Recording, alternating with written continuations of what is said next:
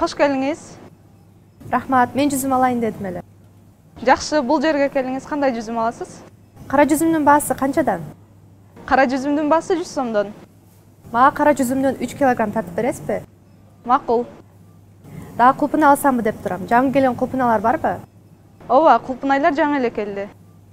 Мага кулпунайдан 2 килограмм тартып бересизби? Албетте. Мынакей, алыңыз. Мен коонду арбыз дагы алайын дедим эле. Сизге канча керек? Мага экөөнү бир-бирден салып бересизби? Жакшы.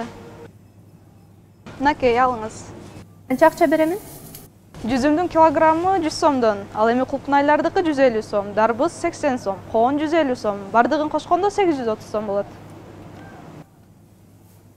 Акчаны алыңыз, чоң рахмат. Эчтеке эмес, келип туруңуз.